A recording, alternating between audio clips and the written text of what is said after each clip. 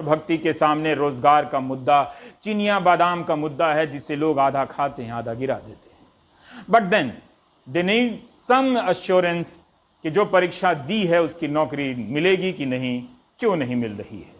अभी आपने देखा कि लाखों की संख्या में मां भारती की संतानें ट्विटर पर ट्वीट करती रही कि रेलवे की जो परीक्षा हो चुकी है, रिजल्ट आ गए हैं सहायक लोको पायलट की, उसकी ज्वाइनिंग का संकल्प हो जाए।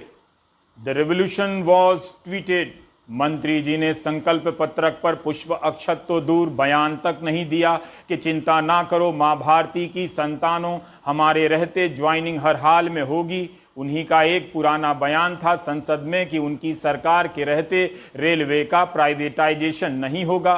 रेलवे की एनटीपीसी की परीक्षा के फॉर्म भरकर अपनी बेरोजगारी का हरण करने का प्रण लिए बैठे नौजवान मंत्री जी से परीक्षा की एक तारीख की घोषणा ना प्राप्त कर सके। ट्विटर पर भारत के नौजवानों की इतनी बड़ी हार कभी नहीं हुई थी। जिस ट्विटर और फेसबुक से न जाने कितनी चुनावी जीतों को मैनेज किया गया दुनिया में, उस ट्विटर पर अपनी हार को भारत की ये जवानी अपनी कहानी कहां लिखेगी। प्रियंका गांधी की ट्विटर राजनीति भी इनकी हताशाओं के शोर में खो जाती है। राष्ट्र की प्रगति के लिए उन्मुख छात्र विमुख रह जाते हैं, डर से लाइक बटन पर हाथ ना लगाते हैं कि कहीं निष्ठा पर प्रश्न ना हो जाए। पराजित युवाओं के लिए क्रांति फिल्म के गाने की एक पंक्ति प्रेरणादायक हो सकती है, वो जवानी जवानी नहीं जिसकी कोई कहानी ना हो। प्यार का सुंदर गाना ही इंसान को सुंदर बनाता है। You know what I mean. हम सभी छात्रों ने अभी 1 सितंबर को ग्रैंड ट्विटर कैंपेन आयोजित किया था SSC CGL 2018 tier 3 descriptive paper के रिजल्ट के जो पेंडिंग पड़ा है पिछले 8 महीनों से, उसकी तारीखों के लिए। और ये ट्विटर कैंपेन काफ़ी सक्सेसफुल रहा और उसी शाम को एसएससी के द्वारा हमें यह सूचित किया गया कि एसएससी सीजीएल 2018 टीयर 3 का रिजल्ट 4 अक्टूबर को आ जाएगा।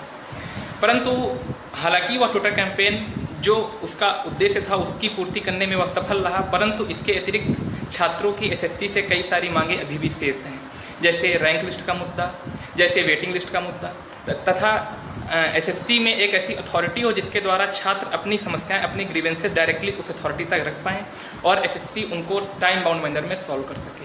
बच्चा एग्ज़ाम का फॉर्म भरने के बाद इंतज़ार करता रहता है कि कब मेरी एग्ज़ाम होगा, एग्ज़ाम हो जाता है तो रिजल्ट नहीं आता, रिजल्ट आता है तो ज्वाइनिंग नहीं होती है।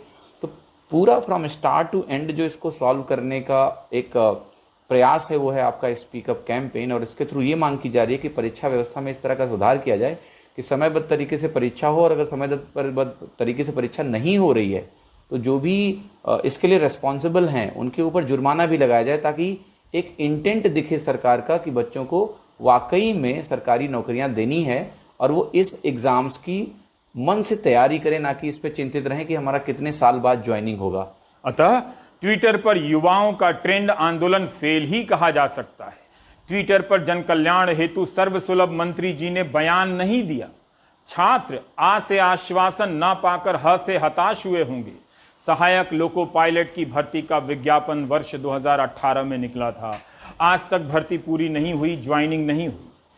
अप्रैल 2019 में नॉन टेक्निकल पॉपुलर कैटेगरी का फॉर्म भरकर छात्र बैठे हैं, तब से कुछ तो कहना चाहिए मंत्री जी को, है कि नहीं। अब आपको फिर से फ्लैशबैक में ले चलता हूं, जिसे हिंदी में पूर्व दीप्ति कहते हैं। वंस अपॉन ए टाइम साल 2017 का था, महीना अक्टूबर का। मंत्री जी ने कहा था कि रेलवे के इकोसिस्टम में 10 लाख नौकरियां बन जाएंगी, उस दिशा में काम कर रहे हैं। 10 लाख, इधर 1 लाख की भर्ती का पता नहीं। बयान में स्पष्ट रूप से कहा था कि रेलवे में भले सीधे तौर पर ना मिले इतनी नौकरियां, लेकिन रेलवे के इकोसिस्टम में 10 लाख लोगों को नौकरियां मिल सकती हैं। रेलवे में होने वाली सीधी भर्ती का तो हिसाब दे ही सकते थे मंत्री जो थे। विदित है कि अगले 1 साल के लिए रेलवे ने नई भर्तियों पर रोक लगा दी है। कौन यह प्रश्न पूछे कि हम कैसे जांचें कि रेलवे के इकोसिस्टम में 10 लाख में से कितनी नौकरियां बनी हैं? या ये बयान भी जीडीपी वाला बयान की तरह था? रेलवे के अफसर और कर्मचारी प्राइम टाइम कहीं छिपकर तो नहीं देखते हैं। I mean just asking buddy, don't worry, I can see the time we are living in. Sanskrit तत्सम हिंदी, हिंदी उर्दू और अंग्रेजी का लुत्फ एक प्राइम टाइम में। माय बचा ही क्या है देखने को, और देखकर करना भी क्या है। कथा आगे बढ़ रही है। जजमान नागरिक अब जजमान ही तो हैं, अब जनार्दन नहीं रहे। ऐसी सूत्र पंक्तियां बड़ी बड़ी यूनिवर्सिटी के प्रोफेसरों को जीवन बिताने के बाद मिलती हैं। मैं अपनी तारीफ में क्या ही कहूं।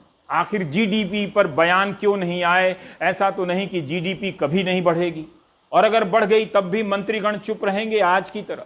लोकहित का कार्य बड़ा कठिन है, डगर है न पनघट है। इन पंक्तियों के भावार्थ 20 साल बाद आने वाले युग के लिए संरक्षित हैं। आप सोच रहे हैं कि मैं कौन सी हिंदी बोल रहा हूं। यही वो हिंदी है जिसे बोलकर 10वीं क्लास में छात्र पुरस्कार प्राप्त करता है और चुनावों में विद्वता का अलंकार पाता है। स्कूलों और कॉलेजों के हिंदी विभागों द्वारा गढ़ी गई भारत के मानस की यही वाचन और भाषण आधुनिक शैली है। आइए प्रस्थान करते हैं, यानी कैमरा अब एंकर के श्रीमुख से विमुख होता है।